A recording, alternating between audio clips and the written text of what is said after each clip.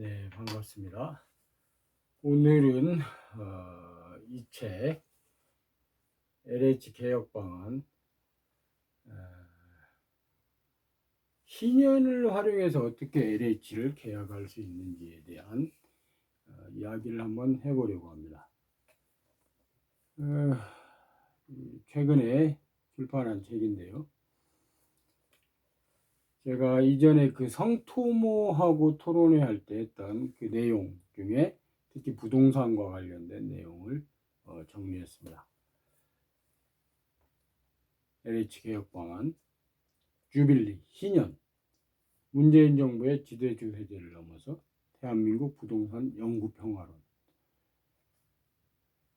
지금 뭐 교보문고나 여러 서점들에서 이제 팔고 있는데요. 책값은 최대한 낮췄습니다. 전 국민, 특히 무주택 임대아파트 거주자들, 이분들이 이 책을 보시고 어떻게 지금 이 문제에서 벗어날 수 있는 것인지에 대해서 제가 정리를 했습니다.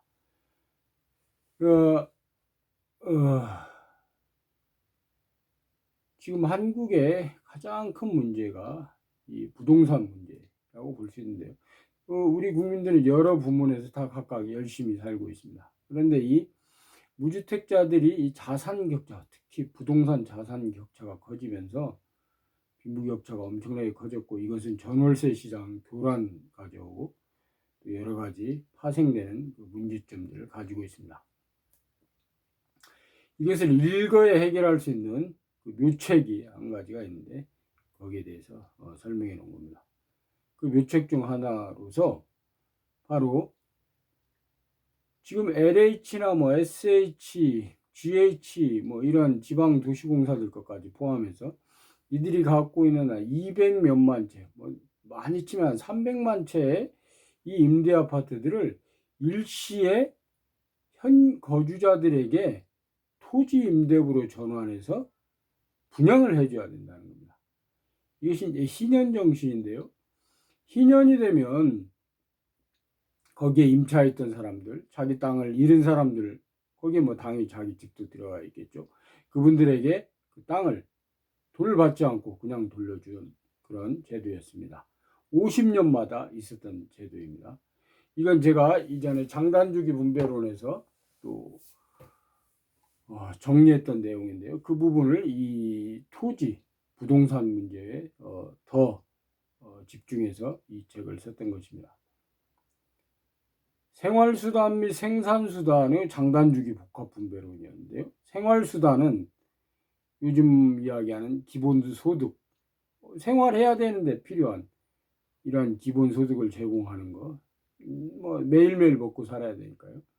그걸 바로 이스라엘은 11조를 통해서 공급했던 겁니다. 특히 매 3년 11조를 거두어서 이스라엘의 가난한 나그네, 과부, 고아, 이 무산자들에게 이 기본소득, 이 생활수단을 제공했던 것이고, 제가 생활수단 및 생산수단이라고 하는 것은 마르크스 자본론에 나오는 용어를 차용했을 뿐입니다.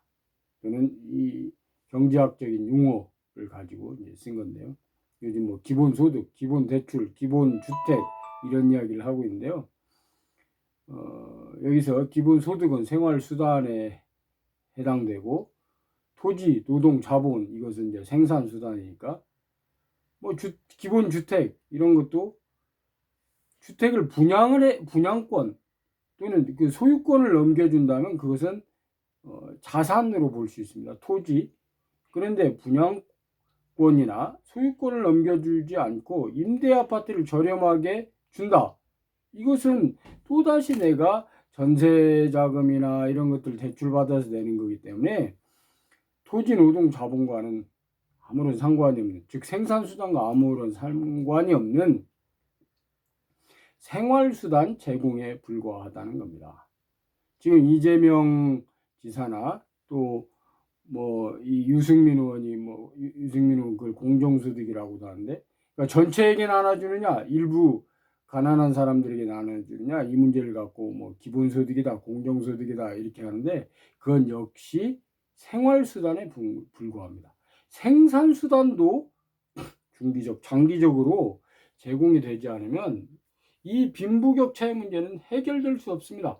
기본소득 조금씩 준다고 해서 그 사람들이 이 사회에 이 많은 자산을 가지고 있는 사람들과 경쟁할 수도 없고 언제는 노예로 살 수밖에 없는 상황입니다.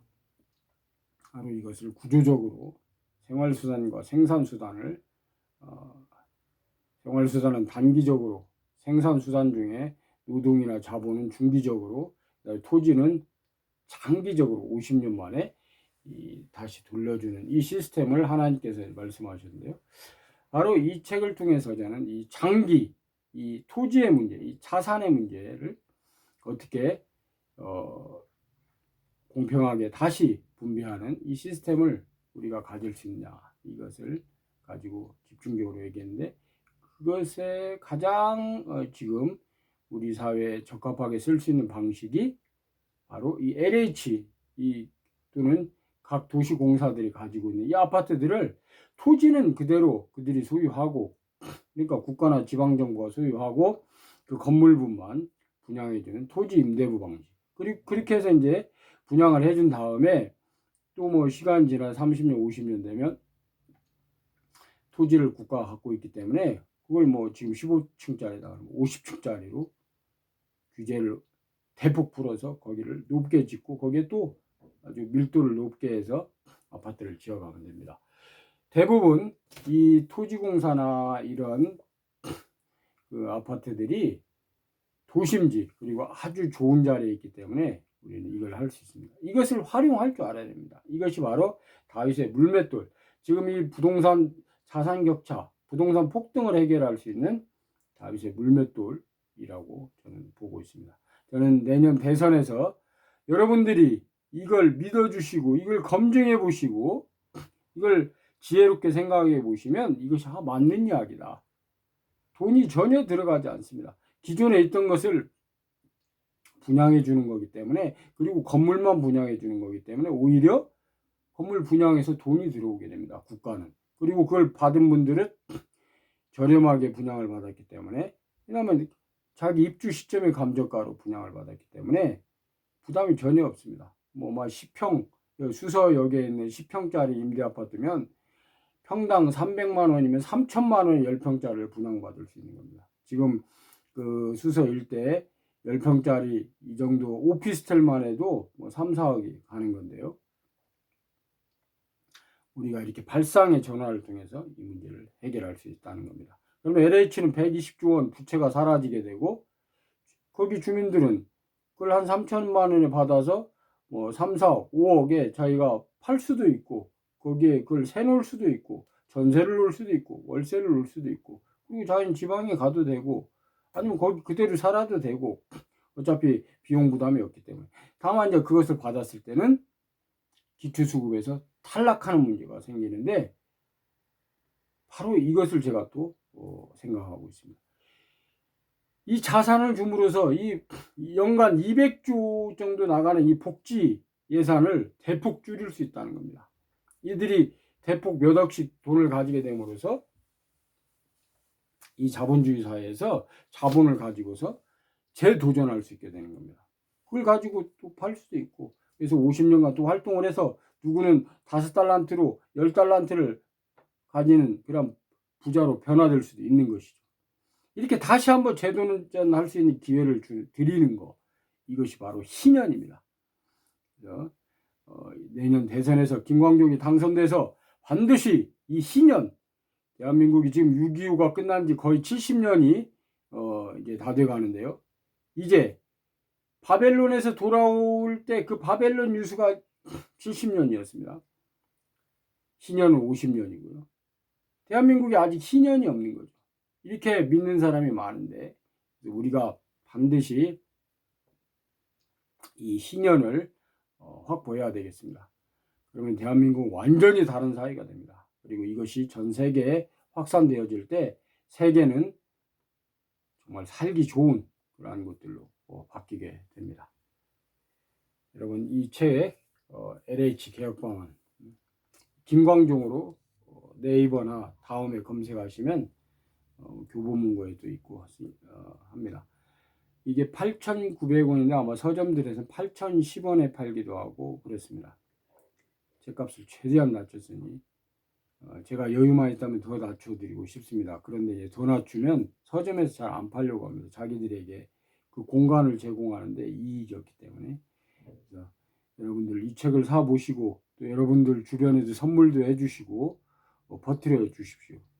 그래서 이 8,000원을 투자해서 국민들이, 이 가난한 국민들 300만 가구가 3억, 4억, 5억을 확보할 수 있는 그 길을 여기에 적고 있습니다. 하나님께서 이 일을 꼭 이루어 주시길 간절히 바랍니다. 감사합니다. 가이드, 여기 지금 경천애인인데요. 제가 직접 썼습니다. 하나님을 경외하고 사람을 사랑한다. 하나님을 사랑하고 이웃을 사랑하라고 예수님이 그러셨죠. 우리가 반드시 이런 세상을 만들어야 되겠습니다. 감사합니다.